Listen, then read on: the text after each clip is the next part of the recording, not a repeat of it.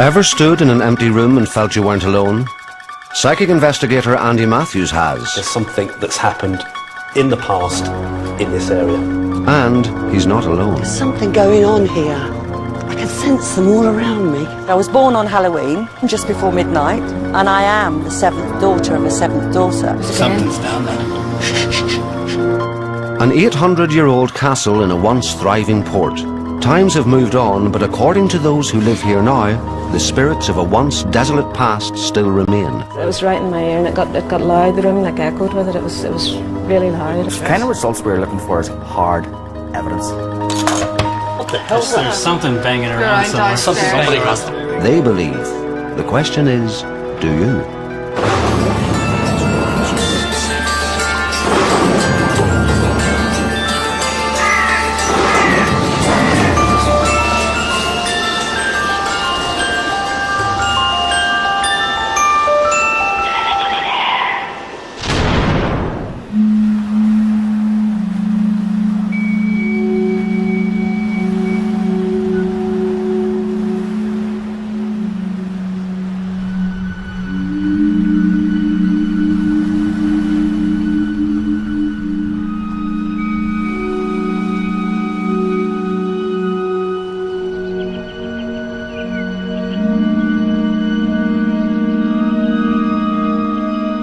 Ardglass Castle dominates one of the oldest settlements in County Down.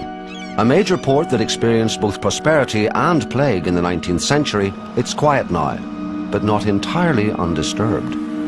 Exactly the kind of place that psychic investigator Andy Matthews finds himself drawn to. Ardglass itself is as quiet as the grave. I mean, the port behind me is over 1,000 years old, and it evokes a feeling of superstition because it's a fishing village mixed with mystery and perhaps even hauntings.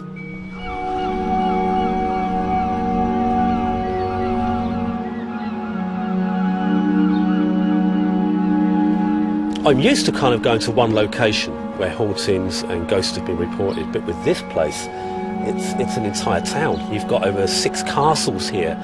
So it's a kind of place really I could spend probably a month in, never mind a few days.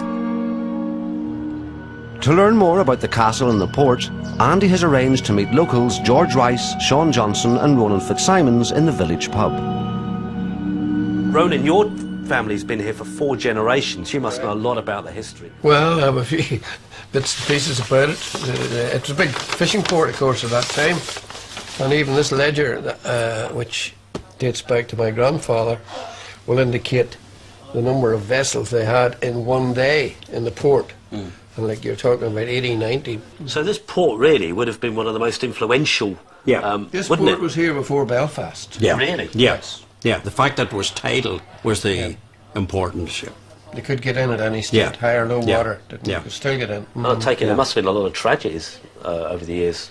Well, we've had Certainly many tragedies in our time, but I don't know whether George remembers of the lifeboats that were brought in after the Princess Victoria disaster. And there were bodies in them. And they were lifted ashore at the crane that sat down beside the toilets. And the 2 boats sat there for quite a period.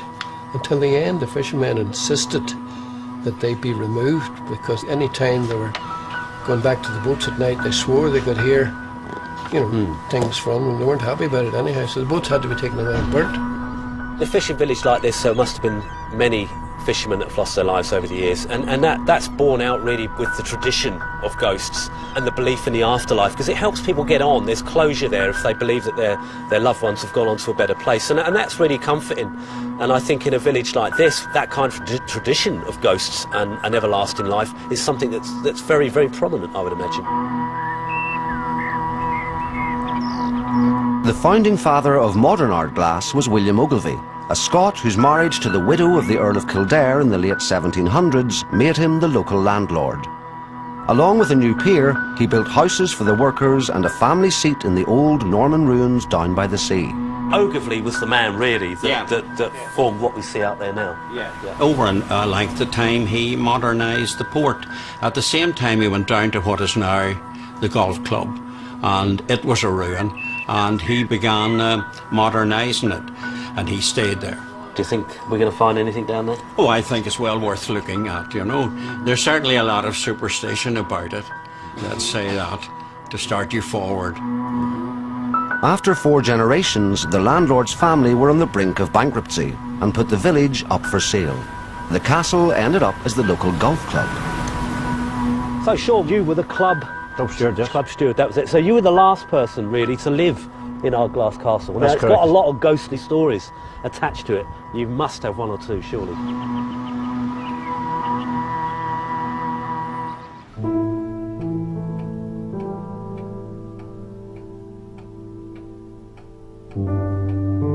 So how many years did you live here, Sean?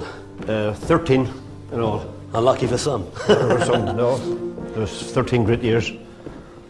Obviously, and on a windy night, the house would creak and groan. But what else have you heard? There must have been some kind of scary, kind of spooky sounds that you heard. On that top floor above, where the snooker table is, we used to hear the balls when we're in the bar. You hear them click, click around the And there's around the nobody table. up there? And you used to go up.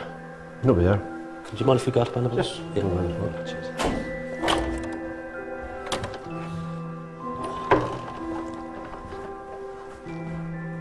So this is the haunted snooker room. This is the snooker room. This is where the sounds were coming from. That's the ball. It was virtually a kind of a that you'd hear. Just a... My playing hasn't improved. What about footsteps? I mean, the clicking of the balls is one thing, but when people are playing snooker, you're going to hear a kind of a... No, just the balls. Never heard any footsteps, no. What was this room originally used for, do you know? The people of the house slept up here.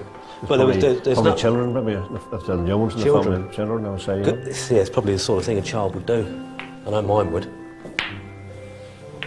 Click the balls around. At the far end of the castle, the oldest part of the original building, Sean had another, rather more palpable experience. A few years back I was taking a delivery of kegs in for Christmas, about 20 odd kegs, and this area is very dark out here, and I didn't know, I thought somebody watching me, you know. I just got a feeling. All of a sudden I felt my hand on my shoulder and I turned around and there's nobody there. Was it a man's touch or a female touch? It was a man's. A man? Man, I would say a man. It was a firm But comment. that's the first thing coming into my head. It was a female, you know.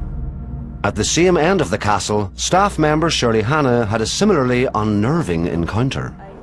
This fire door's usually lying open the way it is now, and as I came down to close the door and put my hands out to pull the bar, and I could feel something on my shoulder beside my ear, and I start pulling the door in, and there was this noise. It was like somebody taking a breath. It was like Really? like that, only it got quite loud. It wasn't particularly pleasant. It couldn't have been the wind, could it? 'Cause obviously with the door open, was No. there a wind blowing up? No, No, it was right in my ear, and it got loud. The room like echoed with it. It was really loud. It wasn't particularly pleasant, but Was it a male kind of voice? Sound? I don't know. It was just that like that. I don't know. I have no explanation. I try to keep an open mind, but I have no explanation for that. And did so. it scare you for a few days, or? Not really. You just forget about it. So With working here, there's Yeah. there's wee things going on. And Is you there? Just, yeah. you Like just- what? Please tell. Well, another night locking up, I saw a woman in the ladies' locker room. Well, the image of a woman. A ghost? A ghost, yeah, a ghost. I've Whereabouts seen was that? Can you show me? It's just down these stairs here, just down in the main corridor. This funny thing with this place, nobody seems to be afraid. When people experience something they don't understand, it can do two things. One, it can fascinate or it can scare. 90% of the time it will scare people, scare the wits out of somebody, because they don't understand what it is. They'll immediately reference films they've seen or books they've read of demons and unnatural spirits trying to do damage. I come in here and put the light on like I'm doing now, and the lady's desk is here now, but it used to be over there. And as I came through the door, there was a form standing by the desk, and she had her back to me, and it was her hair I was taking in. She had really, really curly hair. I've been doing this a long time, and I can honestly say I've never come across anything that wants to physically hurt, or some of them are angry. And these people have got to understand that, you know, the ghosts that inhabit their house or their business or wherever are people. They were once people living lives as we are. And you have to give them that respect. You have to give them that same respect as if they were still very much alive. Are there any disembodied spirits present within this room, please? It's a slow yes. Are you a male, sir? Are you a female? Are you a child?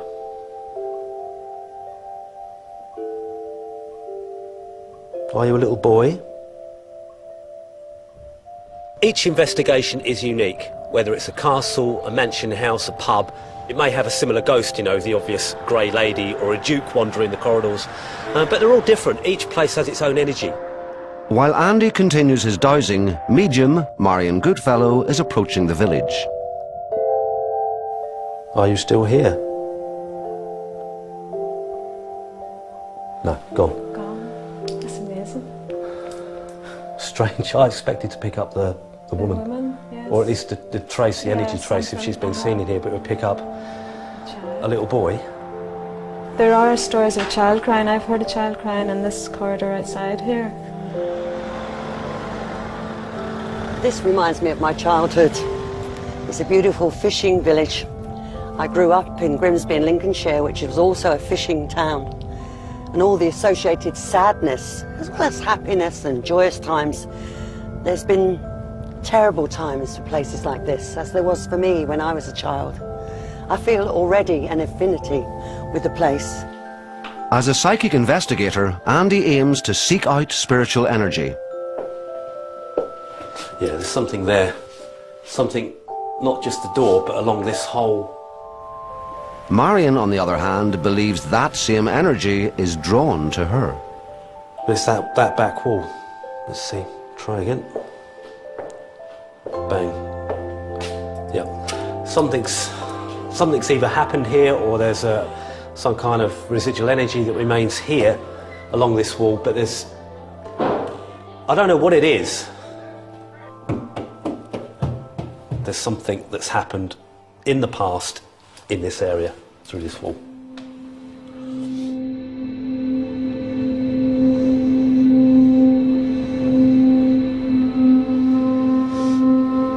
I've got children all around me. I can hear them. It doesn't feel like a happy sort of sound.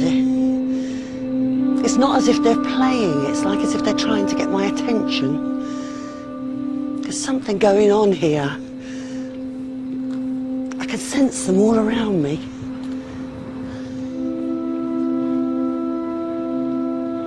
There's a boy here. He looks bedraggled, damp, lost. He's lost. So sad I could cry. Naturally, if there's the energy of children are going to evoke all sorts of thoughts and feelings into me. I've lost my own children. So, you know, to have a child lost and wanting its mummy is, I think, for every mother on the planet, would be, you know, a heart-wrenching thing. But he can see me. And he thinks I can help him. And I must try. This is so sad. Such a sad feeling. Once inside the castle, Marion is immediately drawn to the same area where Andy detected an unusual presence earlier. If there's going to be any sighting of paranormal activity, it's going to be right just here. It's like a woof of energy. It's definitely a male-dominated space. I know there's photographs on the wall of gentlemen, obviously, of the golfing fraternity. But this gentleman's from before that time, definitely before that time. He's quite tall, quite elegant. Oftentimes when we come into places like this that have been used, I've got some energy. Stay back. This gentleman is definitely owner of all these surveys. He knows everything that's going on in this place. After meeting up with Andy, they make their way to the snooker room at the very top of the castle. What, you felt something on the stairs? Yeah, I feel nursery. Like a nursery. I can hear children laughing. Totally different from the children outside. Absolutely totally different. I've got two little girls. These are not servants' children. These are children Household children. Household children, these Right. are. I said 2 little girls, but then on seeing them together, this could well be a little lad.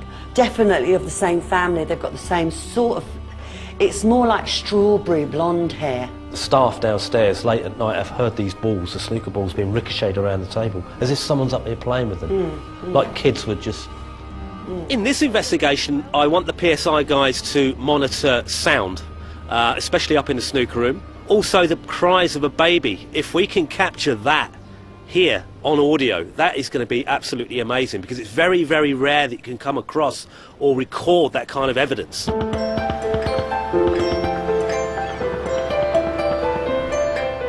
With so many different energies to consider, both inside and outside the castle walls, it remains to be seen what the paranormal study and investigation team will detect here. As night falls, they arrive to set up their equipment. We generally hate the term ghost hunters.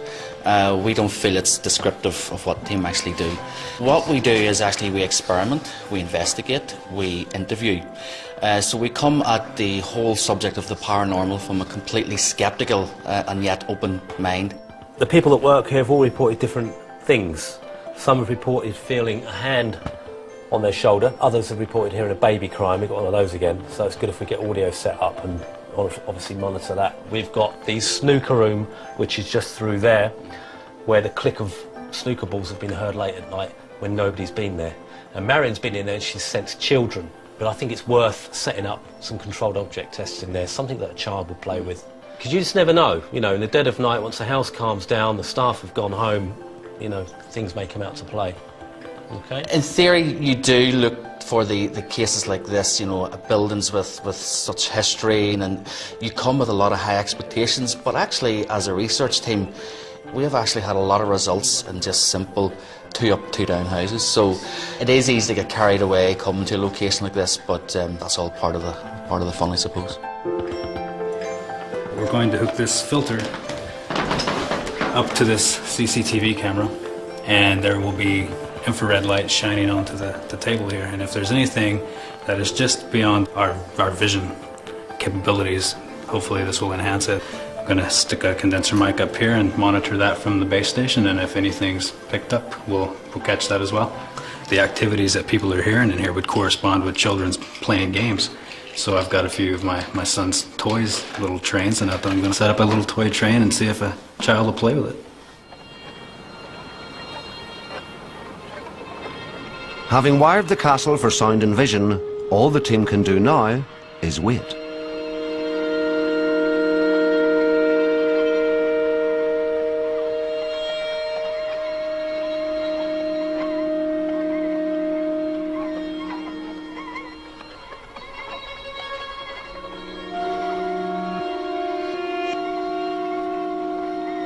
Downstairs, Tony and Roddy of the PSI have set up a vigil in the cold store, where Sean claimed to have felt an unseen hand on his shoulder. Maybe you want to tell us anything about yourself, or you want to tell us what job you done when you were alive, anything about your life. What's wrong with it? Shit. What's wrong? Turn around. Oh, shoot what I got. What just happened? Hold on. What just happened to you there? Just like someone rubbed something across the back of my neck, and I had my head down looking into the camera, looking into the one that just straight across the back of my neck, just like that. And it couldn't have been your jacket or anything like that. So what did you feel when you did get that kind of touch? Was it male, female, soft, hard? I don't know, it just felt like a touch. Just a kind of, hey. I wouldn't say male, female or anything, it was just a straight line across the back of the neck. And it did make me jump. So it does seem that things are beginning to heat up a bit.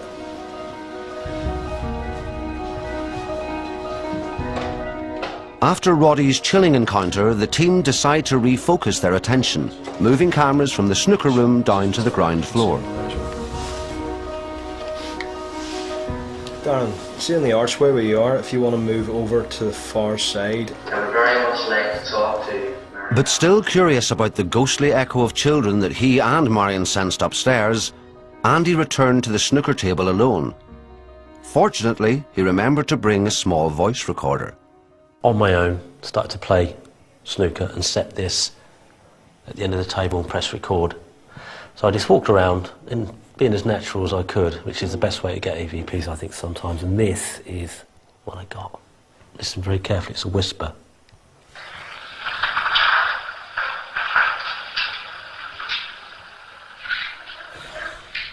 Shit, it's another one. Do you hear it? Yeah, absolutely. As children. Do you hear it? Andy. And it's in an Irish accent, which is amazing. Extraordinary, because it goes with our belief. Well, this is where I sense the children. But it also goes with our belief that when we do pass over, it's not just our energy that goes, it's our personality and the accent and who you are goes with it. Absolutely because amazing. It's just there.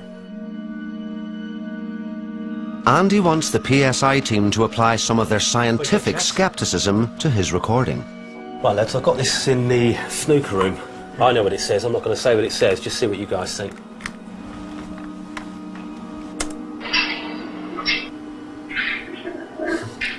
Wait.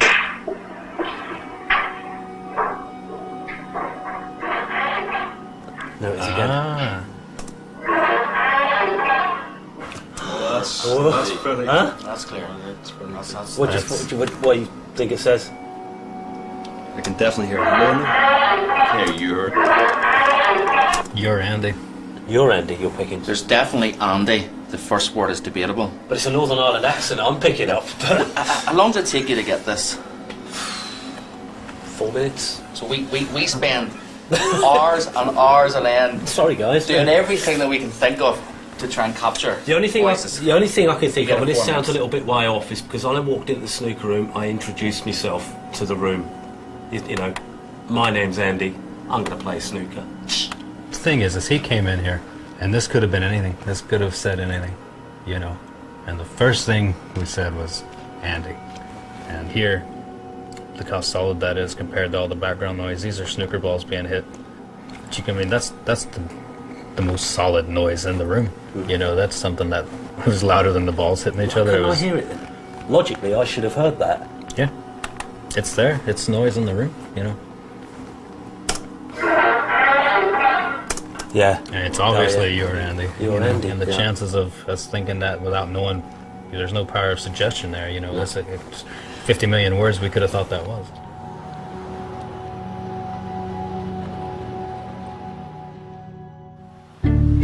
After an eventful night, Marion is still perturbed by the unhappy children's presence she feels outside the castle walls. But her train of thought is disrupted by Andy, who's uncovered a dramatic piece of historical evidence. I just got this book from Shirley. It casts an extraordinary light on what we found, the energy we found in the main entrance there by the archway. Yeah. Okay, let's go and have a read. It's a bit cold out here. Calm down, calm down.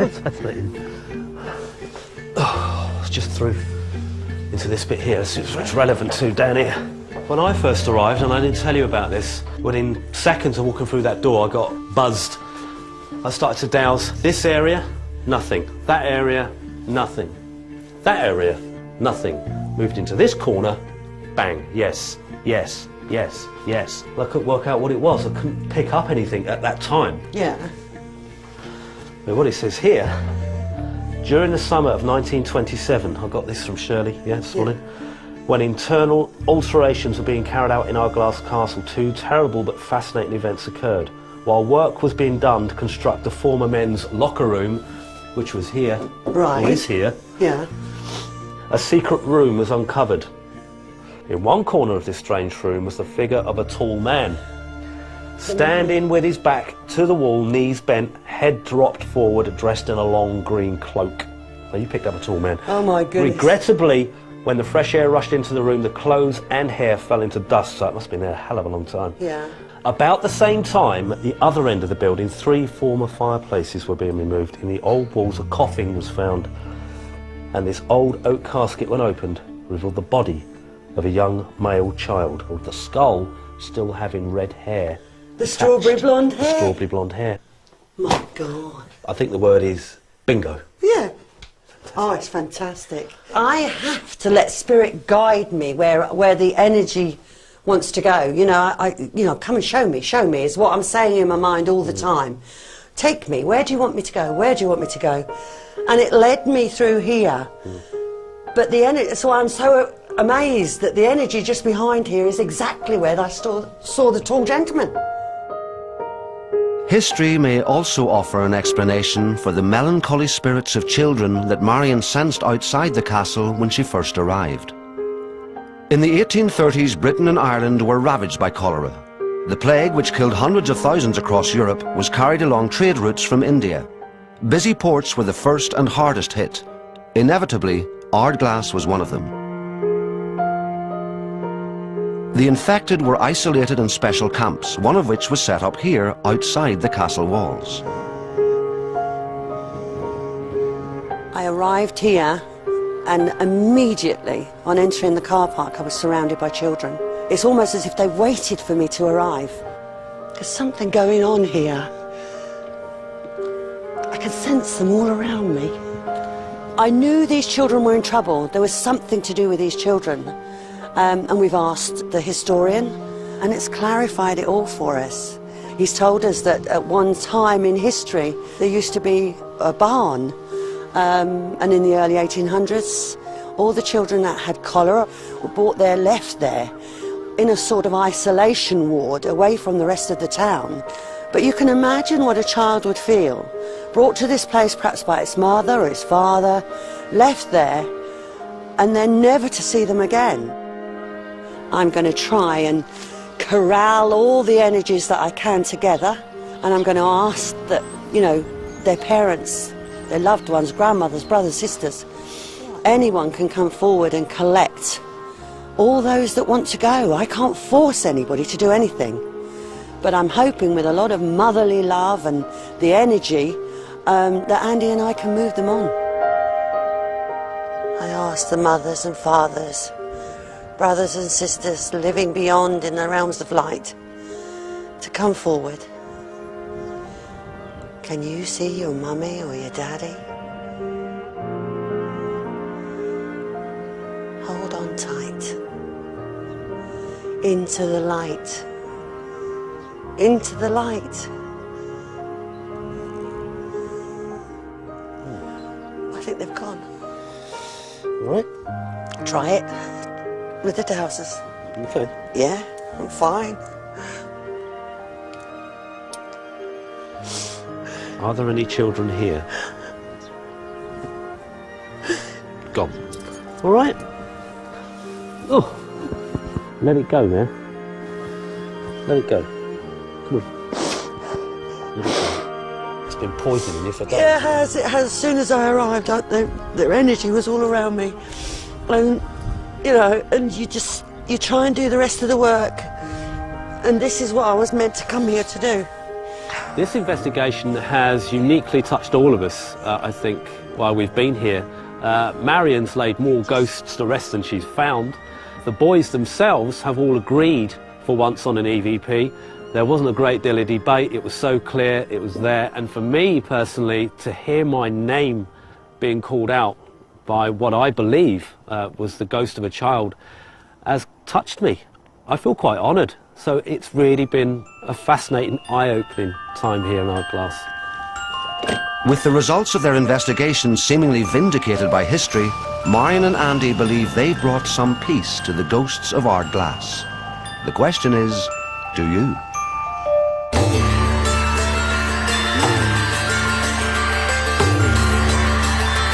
Another of Northern Ireland's greatest haunts next Tuesday at 10:40 when Andy Matthews and his team travel to Carrickfergus.